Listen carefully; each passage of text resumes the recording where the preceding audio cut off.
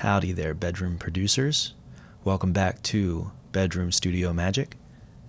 We are looking at the same song we looked at last time when we talked about mix number 1. That's the first mix that follows the completion of recording. So, again, I like to do this in 3 phases. The first mix or mixes regarding levels. That's,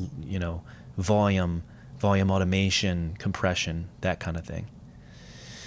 The second phase that we'll be discussing today regards EQ, tone, that kind of thing. And so, very quickly, I'd like to run down through this session and just kind of do a quick overview of some interesting EQ moves. First, let's look at our kick drum here. Look at this giant boost right here. Now, first of all, I don't like to use boosts if I don't have to when it comes to EQ. I'm a cuts guy.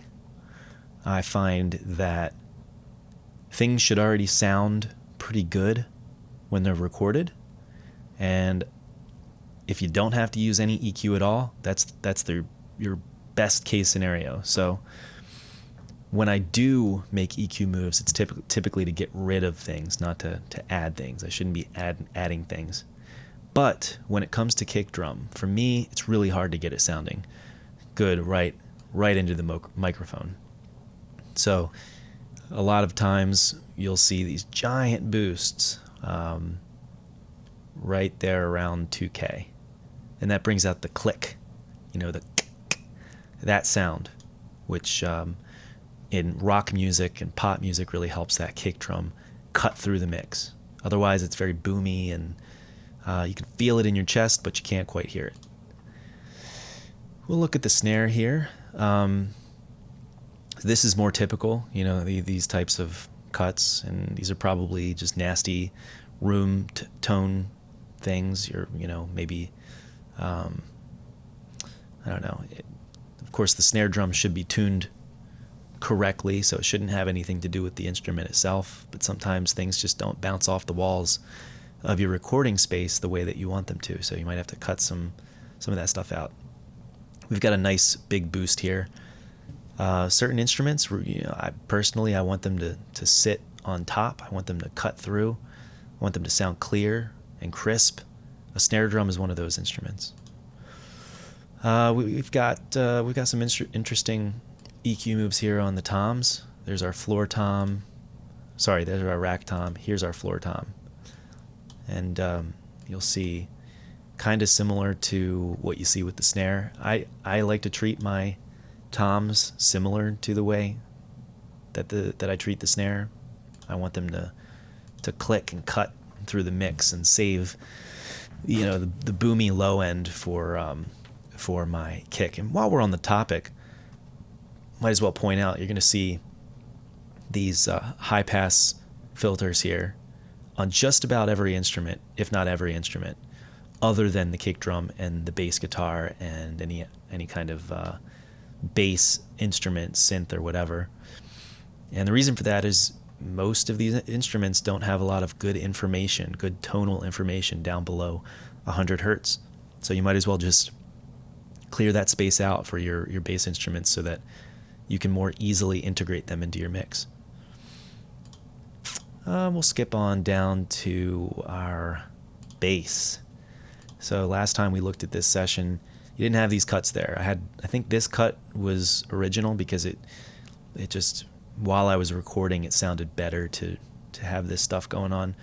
But it wasn't until I got to phase 2, the tone / EQ phase of the mixing process, that I realized that the bass guitar wasn't too loud in general. It was just that it was too loud in this area. So I added these couple of cuts, and that's really cleaned it up nicely. Let's see. Well, we got a couple of things going on here. The sample is orchestral, but we don't want all that low end information because I'm not really using it as an orchestral thing in the song. It's it's a sample, it's a layer, it's a texture. So I've basically gotten rid of the whole lower half of the frequency spectrum here. And this is a rare case of me using an EQ boost, and I just felt like it needed to be a little bit more telephonic. So I added a little bit around 1800, kind of right below where the vocals typically sit on the frequency spectrum.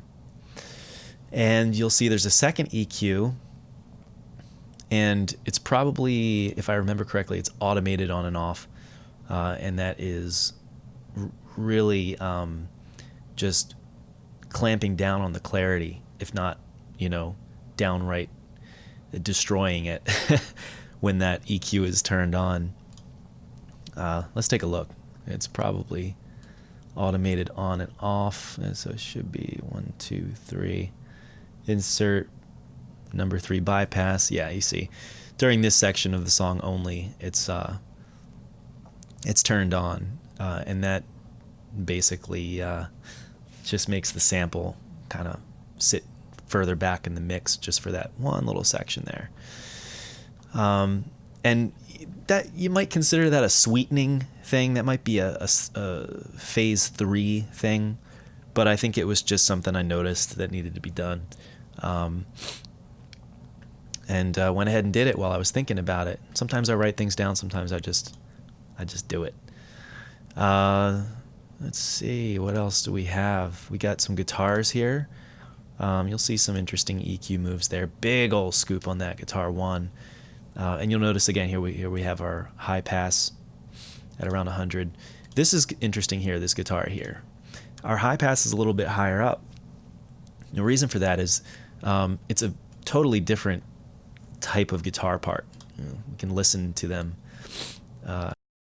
We'll listen to them together first.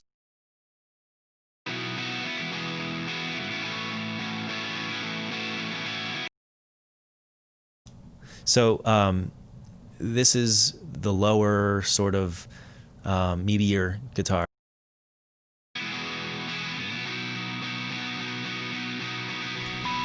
And then this is higher, more like lead type guitar.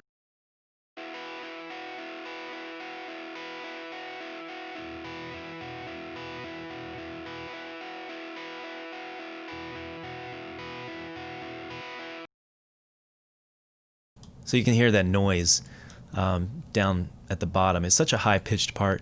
We don't need all this down here.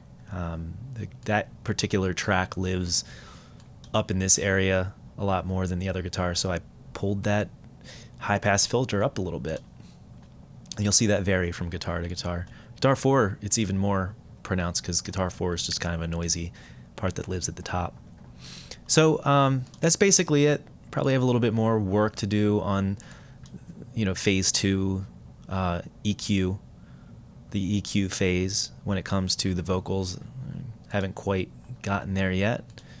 A little bit on the main vocals track, but that's generally how phase 2 goes. Just fine-tuning the tone of each track so everything fits together like a puzzle. Next time we do this, we'll look at this session again, and we'll talk about the third mixing phase, which again starts out with maybe an hour-long quick mix of gut feeling, gut reactions to the mix, but then kind of gets more into fine-tuning after that. So phase 3 will be sweetening the mix. That's adding delays and little tricks and just nice little effects here and there that kind of dress the mix up and make it sound, it just kind of takes it to that next level. So I'll start out with an hour of that, of doing those kinds of moves, and then I'll fine tune from there, and we'll look at this and I'll tell you what I've done. Thanks for watching. Happy mixing. Have a great New Year's. Bye.